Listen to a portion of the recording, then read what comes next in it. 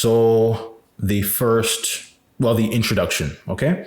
Protecting your eyes, ears, and soul. Now I will say, when I first added this section to the slides, I had recently adopted or been striving to be very diligent in adopting new practices and basically taking my protection of my eyes, ears, and soul, especially from heresy, to a higher level.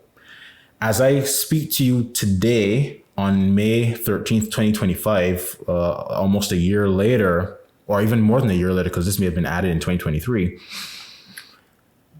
these practices are now for me basically second nature. It's like I don't necessarily have to put in a lot of effort to try to protect my eyes, ears, and soul from heretics. It's kind of become a habit for me now to not communicate with them about religion, don't read emails from heretics, that kind of stuff. It's very, very second nature for me now.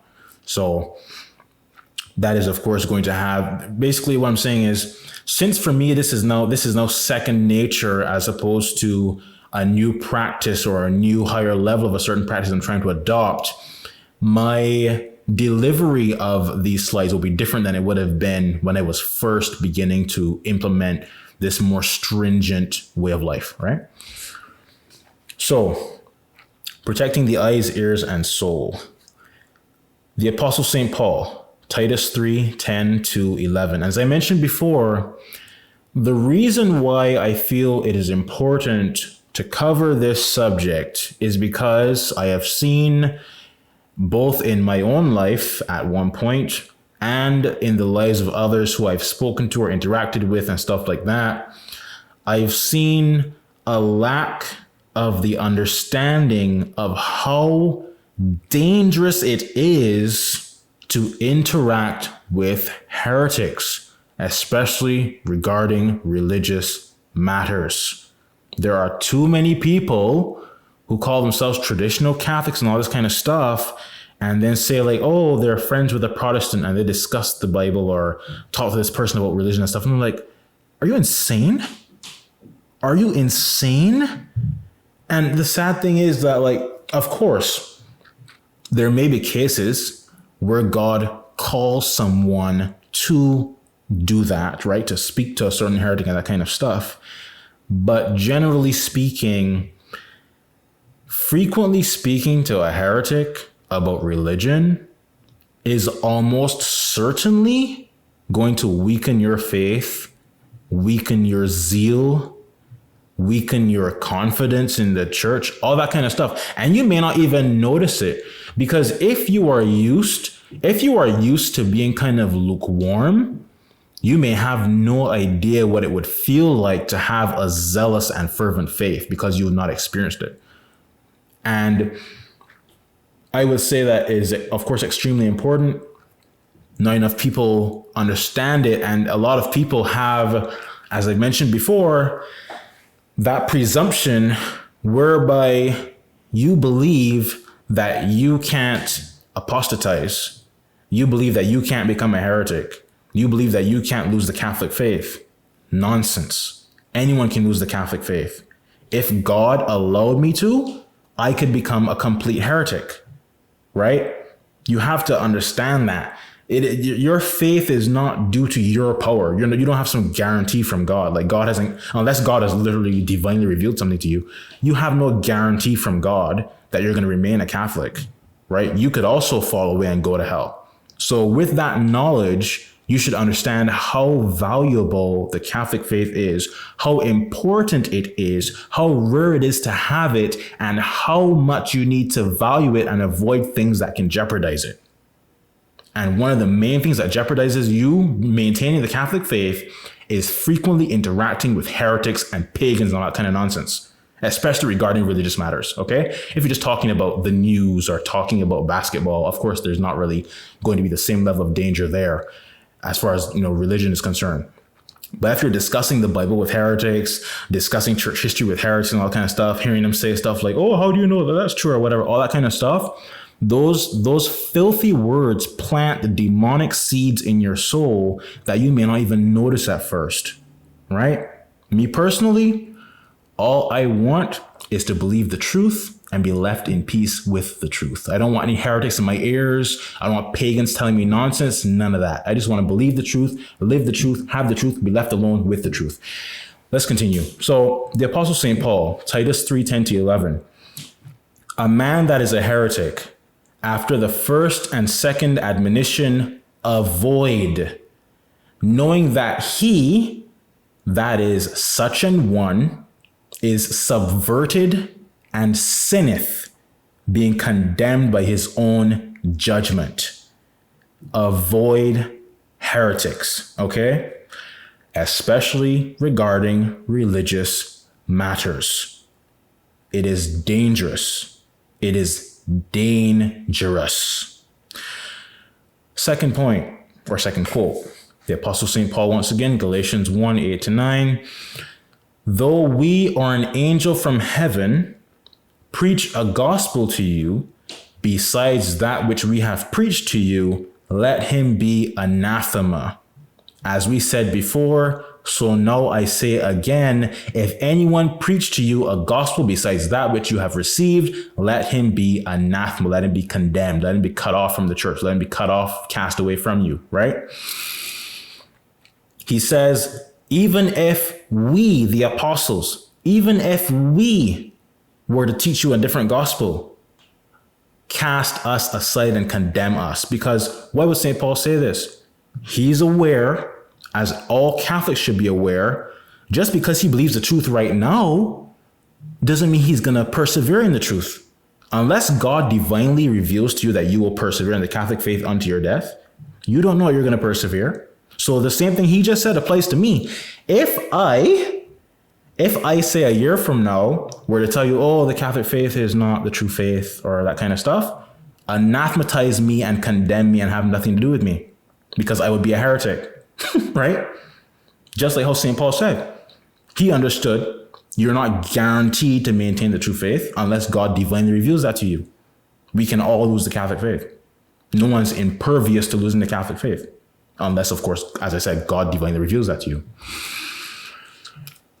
Continuing, Second Epistle of St. John 1-10. If any man come to you and bring not this doctrine, receive him not into the house, nor say to him, God speed you. And I had a very literal example of this, I think possibly about 2 weeks ago or so, if I'm remembering correctly. I think some Mormon heretics knocked on my door. And I was like, who is it? Hello? And they said something about, I could tell they had some religious intention, right? And they were, 99% chance they're not going to be real Catholics, right? So I was like, okay, yeah, I'm not interested. And they were like, you sure? I was like, yes, I'm sure. Thank you. Bye. If a heretic knocks on your door bringing heresy, don't even let them into your house. That's what the Apostle St. John said, right? And these things should be literally practiced in your real life. If a heretic, a Protestant, Mormon, whatever it is, a heretic comes to your house trying to evangelize heresy to you, do not let that devil into your house. And even here it says, nor say to him, God speed you. I never say God bless you to heretics. Ever. I do not say God bless you to heretics. If a heretic sneezes, I say nothing. If a heretic says God bless you, I don't say, oh, same to you. No. Because what does St. John say? Don't say God speed you to heretics. So I don't say God bless you to heretics. It's really that simple. I don't say God bless you to heretics. This is now the Apostolic Constitutions, Book 6. You should therefore, O bishops, and you of the laity, avoid all heretics who abuse the law and the prophets, for they are enemies to God Almighty and disobey him, and do not confess Christ to be the Son of God. Avoid all heretics. Once again, St. Cyril of Jerusalem, hate all heretics. St. John the Apostle, don't let heretics into your house. Don't say God speed you to them. The Apostle Paul, avoid heretics. Same thing. This is a constant teaching through Catholic history, avoiding heretics, man. And as I've mentioned, I think in the Baptism of Desire video, something you will see that took place, give me a second, hold on. Something you will notice that took place after, like, let's say the Protestant Revolution, that's what I call it. After the Protestant Revolution and the world becoming increasingly more heretical and less Catholic, you will notice that it seems as though Catholics started to mingle more with heretics, right? You'll find it more frequent, like happening, like, oh, a Catholic has a Protestant friend and all this kind of stuff, right? And that mingling with heretics, that being friendly with heretics, because that's the thing, that is how indifferentism gains so much footing, right? From lukewarm Catholics fraternizing with heretics and pagans and stuff, and it weakening their faith, weakening their belief in the truth of salvation, all that kind of stuff. That, like, fraternizing with heretics, interacting with heretics, being friends with heretics, all that kind of stuff, those things gave birth to the Novus Ordo. People not having the proper hatred of heresy and heretics. The Novus Ordo doesn't hate heresy. They don't hate heretics. They love heresy and heretics. They invite them to Rome. You understand? But what does the church say? Avoid heretics. They are the gates of hell and death. And as I mentioned in one of the other videos, I met a sedevacantist indifferentist. I mean, this guy, I don't even know what he believed, but he seemed to lean more towards indifferentism, okay? Because as I said before, with indifferentists, they're like chameleons, right? One minute they sound like they believe the church is teaching. The next minute they sound like they believe that pagans are being saved. I don't know. Sometimes you can't even tell what an indifferentist believes. But anyways, let's say it was an indifferentist, sedevacantist, right? And this guy had a video on YouTube that he showed me.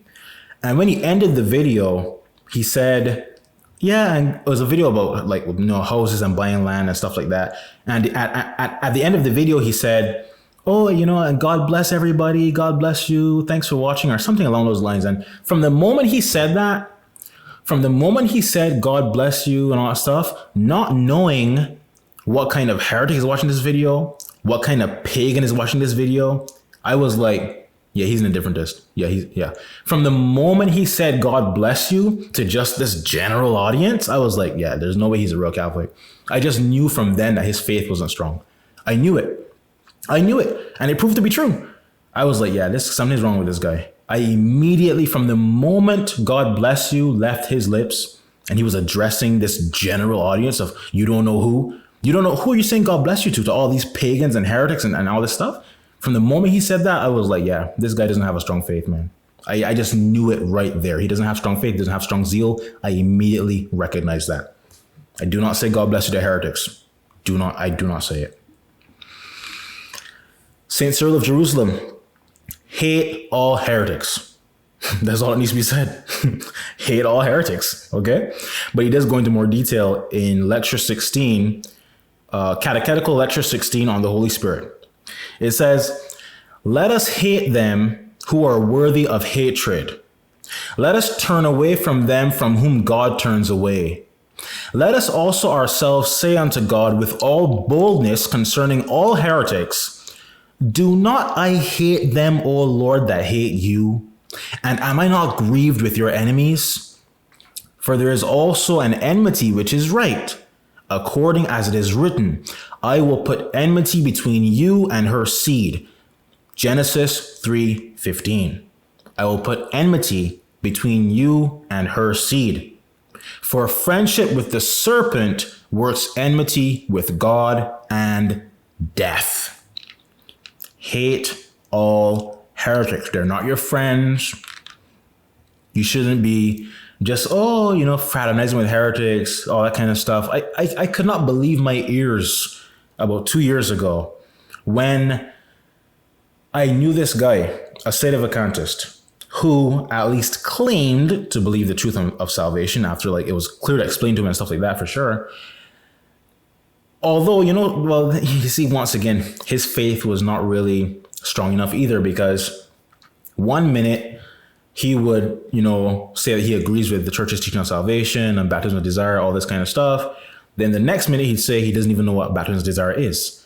And I'd be like, dude, how many times do I have to explain this to you? I explained to you. It is basically the same thing as perfect contrition, but for confession instead of baptism. Or sorry, for baptism instead of confession. That's basically what it is. Baptism of desire is basically just perfect contrition with a desire for baptism rather than a desire for confession. That's basically that's probably the simplest way to explain to somebody, I guess. That's basically what it is. And I explained that to him so many times and repeatedly over and over and over again. He kept saying he doesn't know what it is after saying maybe 2 days ago that he knew what it was. So I was like, yeah, dude, for some reason, God is not giving you a strong and firm faith. And you know what that reason might be? The reason might be that he did not have proper zeal and hatred of heretics. He didn't. And how do I know this? Because he was friends with a sedevacantist who was a Feeneyite. And I was like, why are you friends with a Feeneyite? And you're discussing salvation with this person too. Why would you know that someone's teaching heresy or professing heresy and consider them your friend and have conversations where they're blaspheming the church's teaching? And you're totally fine with that? You see nothing wrong with that whatsoever? Because you have no zeal. You don't have true zeal. You cannot have true zeal for the church's teaching and be totally comfortable having a so-called friend and talking to them about salvation as they blaspheme the church's teaching. You can't. That's impossible. You cannot possibly be totally fine with that. It's just not possible. Okay? And another problem with that person, this guy, one moment. This guy was also telling me about how I don't think he was friends with this person in like a personal manner necessarily, but he said he knew some Protestant heretic who would make YouTube videos talking about Jesus and all this kind of stuff, and he would talk to this person, and when he told me that this Protestant was making YouTube videos, talking about Jesus and stuff, he was like laughing like if it was a good thing. And he was like happy to tell me this. And I was like, do you understand that this man is leading people to hell? And I asked him, did you tell this man he's going to go to hell if he does as a Protestant? He's going to go to hell for all eternity? And he was like, oh, no, I didn't tell him that. I was like, these people serious? How could you be happy seeing a Protestant spreading heresy? I was so baffled. Even now I'm baffled. I'm baffled again. How could you rejoice and be happy to tell me about a heretic telling people a bunch of heresy on his videos? And look, even if the videos don't contain heresy explicitly, it doesn't say faith alone and all that garbage. Even if he doesn't explicitly say that, the fact that he's a Protestant making religious videos, that's a problem. That is a problem. Now, I will say, for me, there are certain events which may give me some degree of joy, but only if it is an indicator of the person being drawn closer to the truth by God, and they will ultimately become Catholic and hopefully God willing be saved. For example, there's that actor named Russell Brand, right? And he used to be a pagan, kind of like a Hindu heretic. No, not a Hindu, a Hindu pagan, right? And I also used to be a Hindu pagan when I was a few years ago, let's say up until 2020, I think, right? So I also was a Hindu pagan the same time he was a Hindu pagan. And I recently found out that Russell Brand is now no longer a pagan. He now considers himself to be a Christian. And that brought me it brought me a lot of joy, because I have prayed for Russell Brand in the past, as far as I remember. And If this is a sign that God is going to basically convert Russell Brand to the Catholic faith, and perhaps God willing make him one day Saint Russell Brand, that for me is a tremendous cause for joy, right? I'm not joyful about the fact that he's a heretic spreading heresy. I'm joyful about the possibility that him renouncing paganism and now claiming to believe in Christ is a sign that perhaps God is drawing him to the church. You understand? And having him take these steps towards conversion. Because for me, for example, I was a Hindu pagan, then I became a heretic, and then I became a Catholic. You understand? So I'm hoping that that is what is happening with Russell Brand, that God has brought him out of paganism. I know he's a heretic, and I hope that God will then bring him out of heresy to the Catholic faith and save his soul in the end.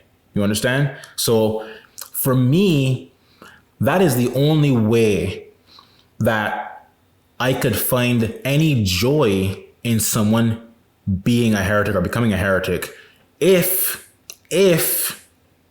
their being a heretic is a sign that they're on the path to the true church. You understand? But if you just have some random heretic with no indicator, like it's just a random heretic, you know nothing about the guy, right? Just some random heretic, just teaching people a bunch of stuff. That's nothing to be joyful about. What's joyful about that? What's there to rejoice about? There's nothing to rejoice about there. So I was very baffled at how that guy told me that with joy. I was like, you're happy to see a Protestant teaching people a bunch of heresy? Seriously? And of course, I don't talk to that person anymore. All right, so that is St. Cyril of Jerusalem, one of my favorite saints, because he says, hey, all heretics. I love to see that fervent zeal, right? Because, of course, the church teaches zeal and gentleness, compassion and firmness. You understand? There are different aspects of Christ's teaching, even Christ himself. Christ was gentle sometimes, other times he was very aggressive. You understand? There's a time and a place, right? There's a time to be gentle and there's a time to be aggressive. And the problem with a lot of people today, especially those who claim to be traditional Catholics and all this kind of stuff, I would say Feeneites tend not to have this problem as much, but indifferentists for sure will almost always lack zeal. Almost always, because their very doctrine is anti-zeal. How can you have true zeal when you believe a pagan is in a state of grace and is going to go to heaven, right? You can't. You cannot have true zeal for the Catholic faith when you believe the Catholic faith is not necessary for salvation. You cannot.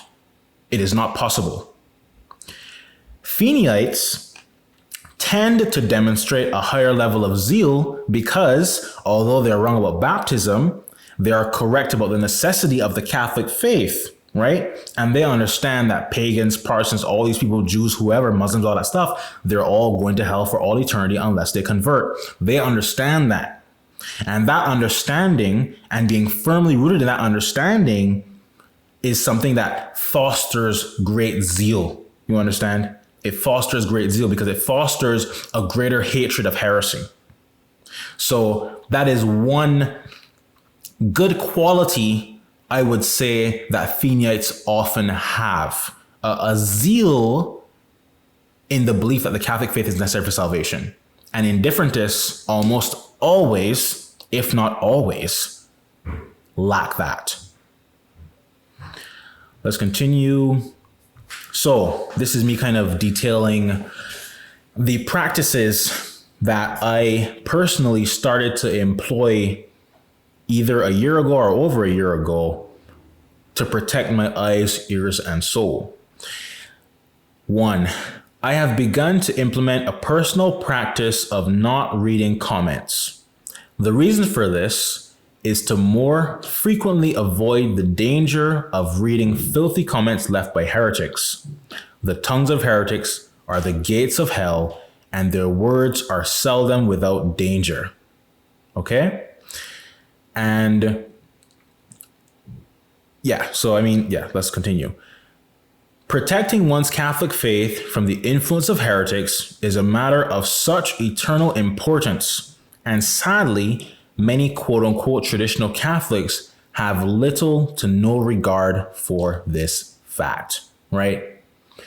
And even many Feniites, well, I don't know if many, but many that I personally interacted with, or say yes, some of them, they just don't have, once again, that fear of losing the Catholic faith, man. You must fear losing the Catholic faith, just as you must fear hell, right? You must fear both. Fear losing the Catholic faith and fear hell. And of course, the thing is that you can't make yourself fear losing the Catholic faith. You can't make yourself fear hell. God has to give you these things. These things are gifts of God. The fear of God is a gift of God. God has to give you that gift. And so if you don't currently have it, I implore you to beg God for those kinds of fear. Fear of losing your faith. Fear of losing your soul in hell forever. Beg God to grant you these kinds of fear. Continuing reading now. I've seen quote unquote traditional Catholics who choose to continue discussing religion with someone who attacks the Catholic faith and obstinately holds to heresy. I've seen quote unquote traditional Catholics basically apologize for being quote unquote Catholic so as to not offend their infidel friends by celebrating Christmas. I saw someone about 2 years ago, they posted on their Facebook page, right, about Christmas. And they said something along the lines of like, oh, I know that, this is not for everybody and all that kind of stuff. I'm like, what are you doing? If you're celebrating Christmas, just celebrate Christmas. What are you doing? You're apologizing for celebrating Christmas? You see, this kind of weak, wimpy garbage is a big issue today, man. People are afraid to be Catholic. They're afraid to be Catholic. If you're Catholic, just be Catholic. Why are you apologizing for being Catholic? Because you're too afraid to offend pagans and heretics and all this kind of nonsense. Too much human respect. Human respect. Too much human respect, man. Too much human respect. Continuing reading here. I've seen quote unquote traditional Catholics who say that we shouldn't stop being friends with people because they reject church teaching. I was so baffled when I heard that. I was like, are you serious? Are you serious? I saw someone, the same person that posted about the Christmas thing.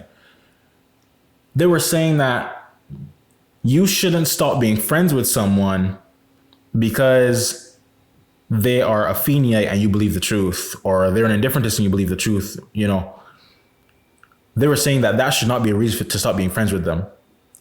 I was like, are you kidding me right now?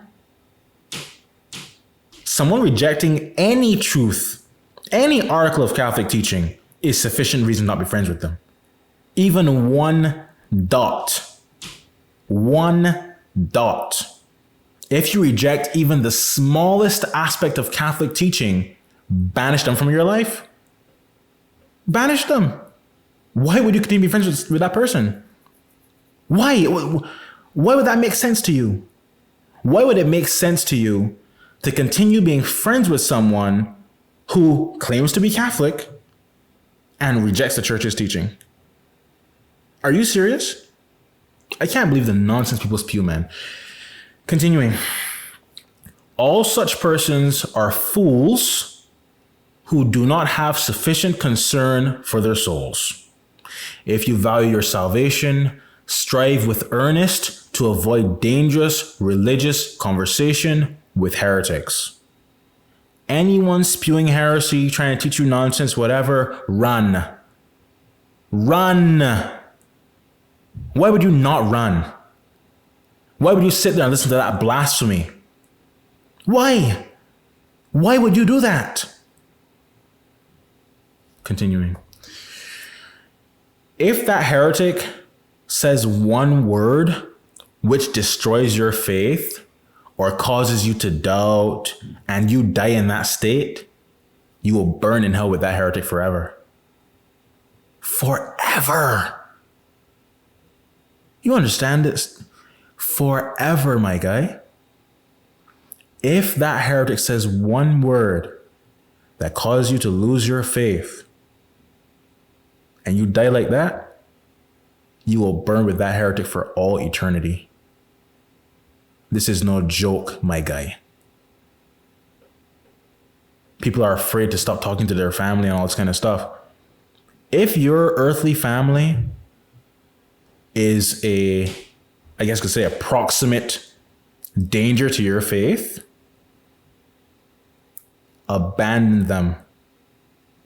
Abandon them.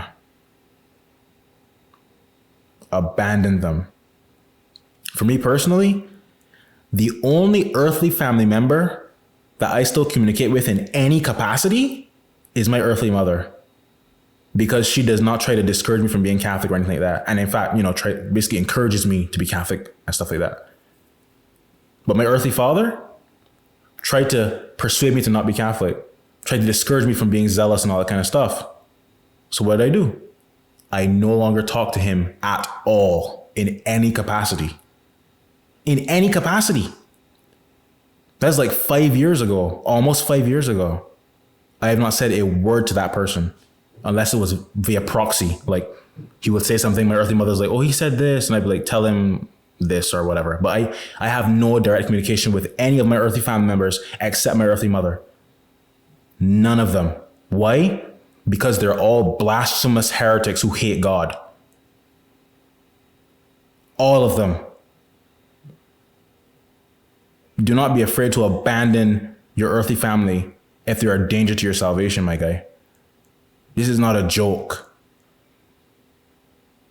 What did the Lord say? He who loves father or mother more than me is not worthy of me. He came to turn father against son, mother against daughter, all this kind of stuff. Your enemies will be those of your own household. Your household is supposed to be ripped apart when you are striving to persevere in the Catholic faith and are in contention with heretics. That is supposed to happen. God literally spoke about it in the Bible. Do not be afraid to abandon your earthly family if they are a danger to your salvation. And most people are afraid to do that because they have too much human respect. Continuing, let's see here. Right? Avoid heretics. I'm not joking in any manner, in any way whatsoever. Continuing. No, I'm not saying you should never speak to a heretic about religion, primarily for their conversion. But once you see that the person is obstinate or failed to accept the true faith with no signs of potential conversion, or even stubbornly opposes it, avoid that serpent. Or at least avoid any religious conversation with them. If you could interact with them and never discuss religion, that may be, acceptable. But if this person is some vehement heretic and they want to keep telling you blasphemous things about God and that kind of stuff, get away from that demon.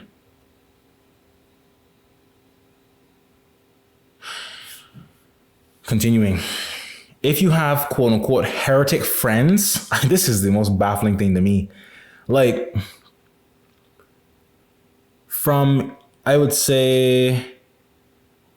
2020, I think, is when I started just cutting a lot of people out of my life. I've not had, most people I considered friends before I became Catholic. In fact, all of them. I don't talk to any of them anymore. I literally don't talk to any of them anymore at all. Like none of them. If you have so-called heretic friends and you in your conscience know that they are a danger to your soul, whether they cause doubt, prevent you from accepting God's call to greater zeal, greater avoidance of sin, etc., Cut those fools out of your life. Cut them out of your life, my guy. When you die, they won't be there to save your soul. Only you, God, and the devil will be there. And if you reject God for your so-called friends now, he will reject you when you die and let the devil drag your soul to hell. This is no joke. Okay? I've seen many people who have this inability to let go of their earthly family. I knew a person who was so troubled by the fact that their earthly family would go to hell and their earthly friends and all that stuff would go to, and their friends and all that stuff would go to hell if they died as heretics or pagans or whatever they are, that person became a heretic. That person lost the Catholic faith and they were unable to accept that all of their family, all their friends, if they die outside the church, they're all going to hell. The person could not accept that. And that person became a heretic. I've seen it with my own eyes, the results of that.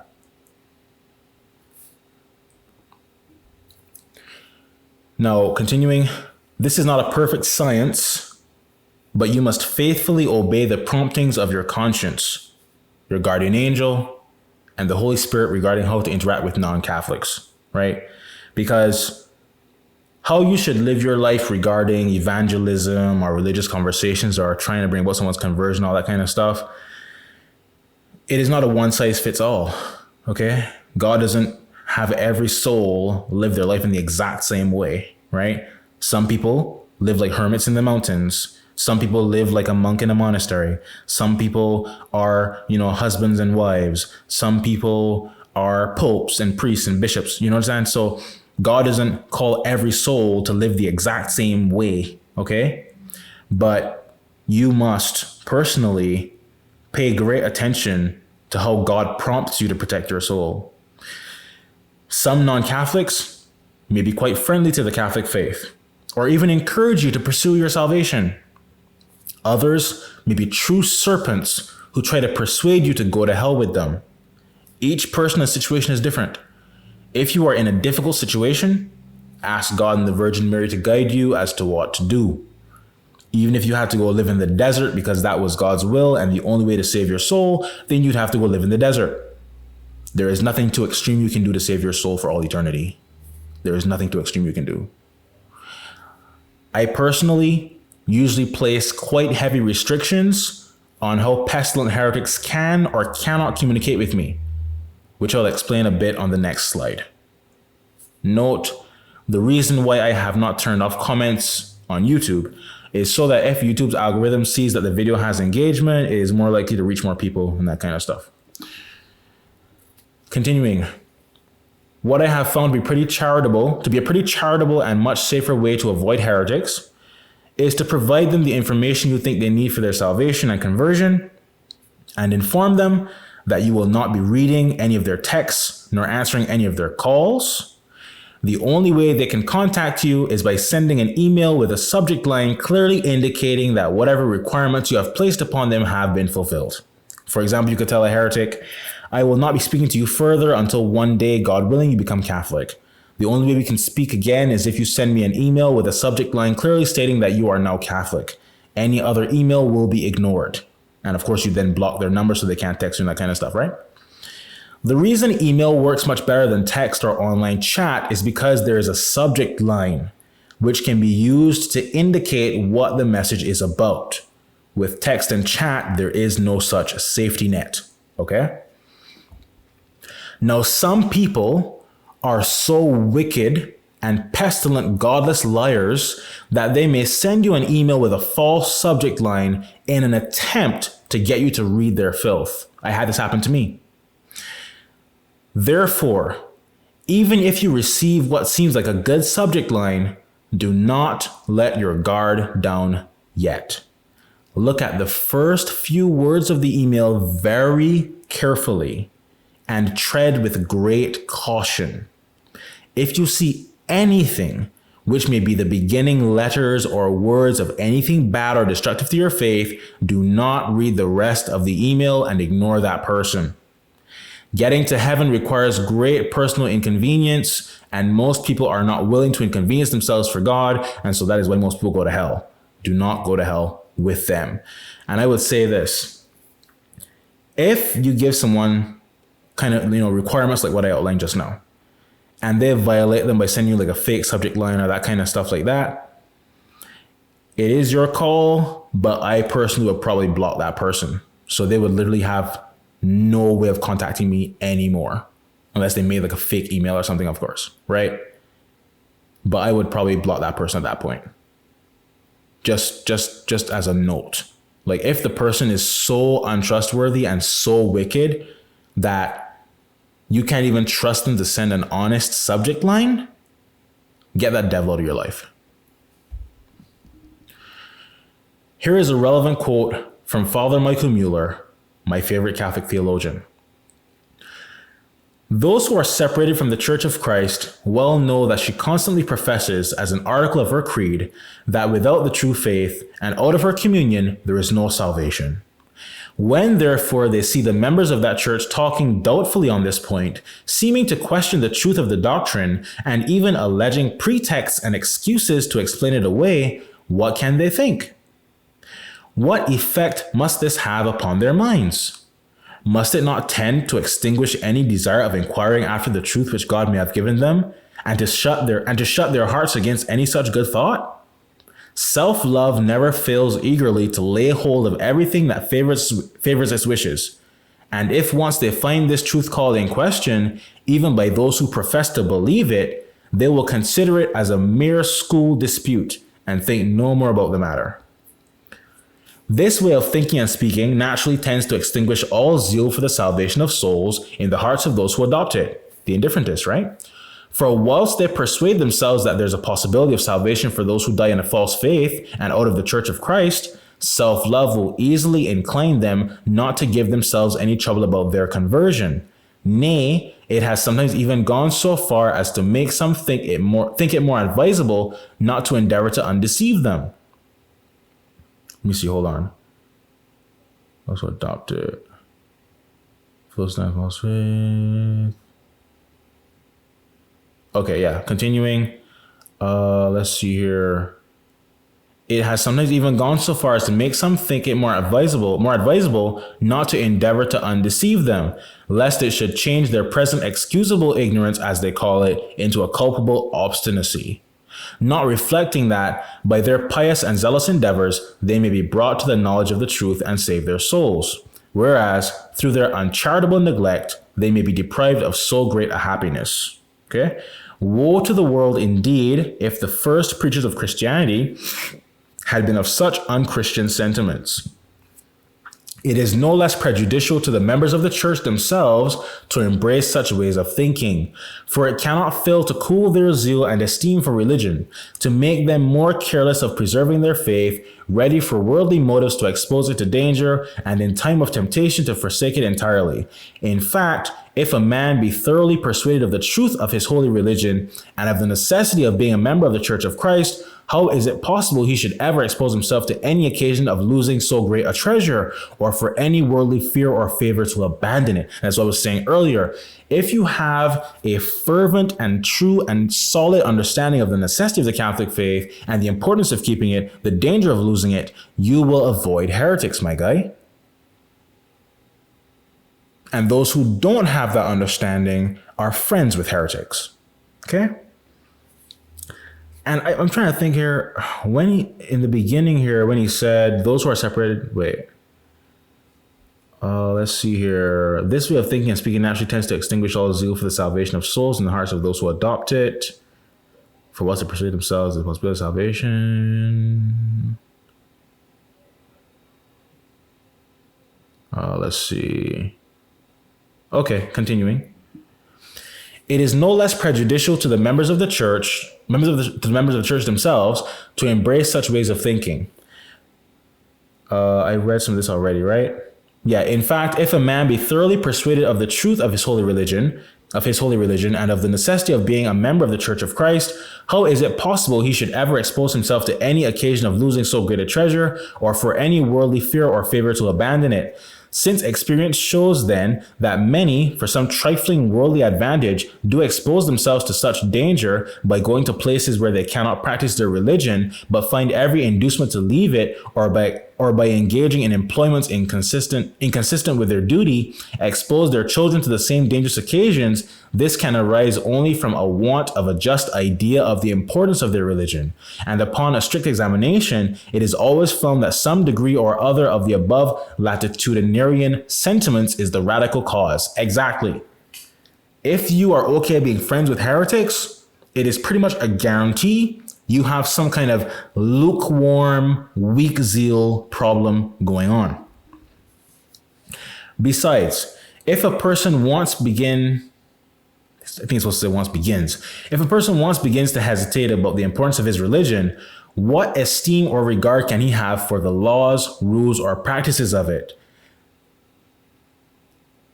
Self-love, always attentive to its own satisfaction, will soon tell him that if it be not absolutely necessary to be of that religion, much less necessary must it be to submit to all its regulations.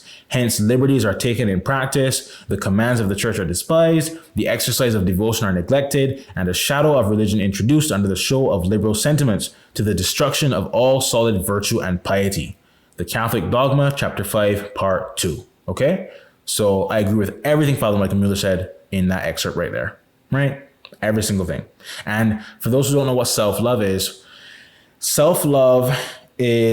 basically what it sounds like, but to give a more thorough explanation, it is basically the inclination that we have to think well of ourselves and to think favorably of ourselves. You understand? To basically think I'm a good person, or God will save me, and you know what I mean? Basically the inclination to think that things are inclined towards your benefit, or to seek your, personal interests, even if they conflict with God's laws and interests and stuff like that. You understand what I'm saying? Is basically putting yourself before God is kind of what it can be described as. All right, how to contact me. So, if you desire to contact me, such an avenue is only open to persons who agree with the church's teaching on salvation, see episode 1, and those who accept the true papacy, which will be explained in this video.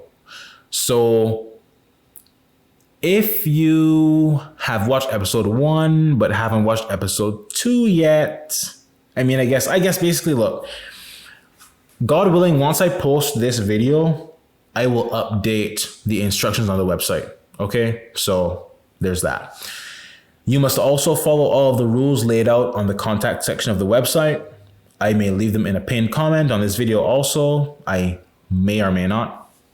If you are a heretic or schismatic or any other non-Catholic, please do not waste your time emailing me, because I will not be reading your filth. Okay? If you know me personally, and I have, for example, some heretic may want to email me and try to debate me or whatever, don't waste your time. I'm not even going to speak a single word to you. Okay? If you know me personally, and I have personally given you special requirements for our contact, then simply follow what I told you, because there's some people who I have spoken to on a personal level, and given specific, unique instructions for that person. Or if you are such a person, just follow the instructions that I gave you.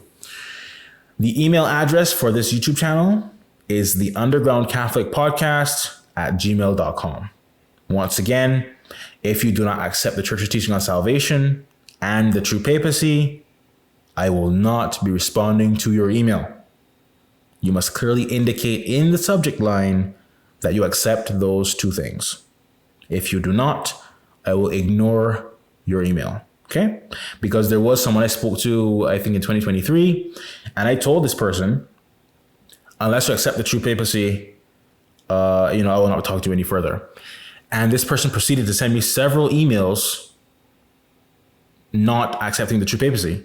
So what did I do? I blocked them. Okay? Now, let's begin the main portion of the video.